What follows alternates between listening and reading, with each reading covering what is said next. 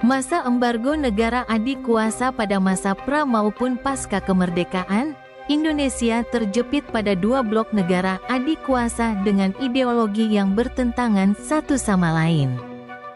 Blok kapitalis yang dikomandoi Amerika dan sekutu di satu sisi, dan blok kiri yang diperebutkan antara poros Rusia dan Tiongkok. Amerika melakukan kebijakan embargo terhadap Indonesia karena menilai kecenderungan Soekarno dekat dengan blok rival. Amerika tidak dapat berkutik ketika Allen Lawrence Pope, agen Central Intelligence Agency, tertangkap tangan. Tawar-menawar penangkapan Allen Pope, Amerika Serikat akhirnya menyudahi embargo ekonomi dan menyuntik dana ke Indonesia, termasuk menggelontorkan 37.000 ton beras dan ratusan persenjataan yang dibutuhkan Indonesia saat itu setelah diplomasi tingkat tinggi antara John F. Kennedy dengan Soekarno.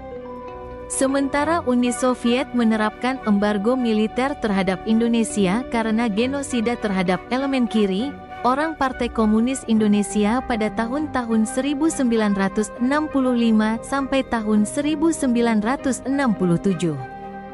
Indonesia sendiri terjepit di antara geopolitik Asia Tenggara. Malaysia yang dianggap Soekarno adalah negara boneka Inggris. Juga Singapura yang memisahkan diri sebagai negara baru pada tanggal 9 Agustus tahun 1965.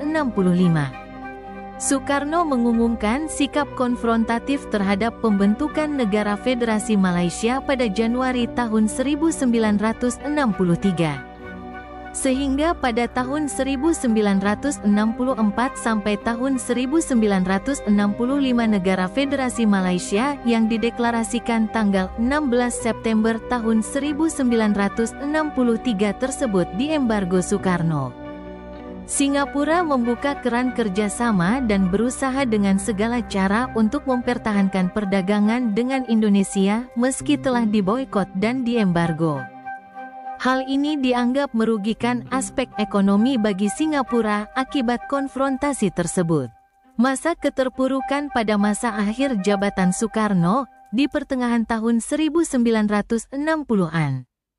Indonesia mengalami stagnasi produksi, kemiskinan dan kelaparan yang merajalela, infrastruktur yang tidak terurus, dan hiperinflasi mencapai hampir 600%.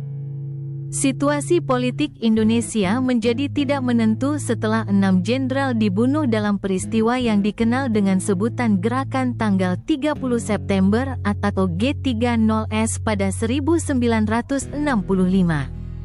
Pelaku sesungguhnya dari peristiwa tersebut masih merupakan kontroversi walaupun PKI dituduh terlibat di dalamnya. Kemudian masa dari kami, Kesatuan Aksi Mahasiswa Indonesia, dan KAPI, Kesatuan Aksi Pelajar Indonesia, melakukan aksi demonstrasi dan menyampaikan tuntutan rakyat, Tritura, yang salah satu isinya meminta agar PKI dibubarkan. Namun, Soekarno menolak untuk membubarkan PKI karena bertentangan dengan pandangan Nasakom, nasionalisme, agama, komunisme. Sikap Soekarno yang menolak membubarkan PKI kemudian melemahkan posisinya dalam politik. 5 bulan kemudian, dikeluarkanlah surat perintah 11 Maret yang ditandatangani oleh Soekarno. Isi dari surat tersebut merupakan perintah kepada Letnan Jenderal Soeharto untuk mengambil tindakan yang perlu guna menjaga keamanan pemerintahan dan keselamatan pribadi Presiden.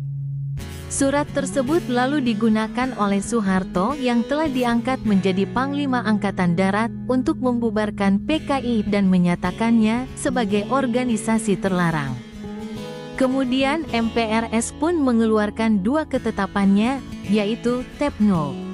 IX 1966 tentang pengukuhan supersemar menjadi TEP MPRS dan TEP-No. 1966 yang memberikan jaminan kepada Soeharto sebagai pemegang supersemar untuk setiap saat menjadi presiden apabila presiden berhalangan. Soekarno kemudian membawakan pidato pertanggungjawaban mengenai sikapnya terhadap peristiwa G30S pada sidang umum keempat MPRS. Pidato tersebut berjudul Nawaksara dan dibacakan pada tanggal 22 Juni tahun 1966. MPRS kemudian meminta Soekarno untuk melengkapi pidato tersebut. Pidato pelengkap Nawaskara pun disampaikan oleh Soekarno pada tanggal 10 Januari tahun 1967, namun kemudian ditolak oleh MPRS pada tanggal 16 Februari tahun yang sama. Hingga akhirnya pada tanggal 20 Februari tahun 1967 Soekarno menandatangani surat pernyataan penyerahan kekuasaan di Istana Merdeka. Dengan ditandatanganinya surat tersebut, maka Soeharto de facto menjadi kepala pemerintahan Indonesia. Setelah melakukan sidang istimewa, maka MPRS pun mencabut kekuasaan Presiden Soekarno, mencabut gelar pemimpin besar revolusi dan mengangkat Soeharto sebagai Presiden RI hingga diselenggarakan pemilihan umum berikutnya.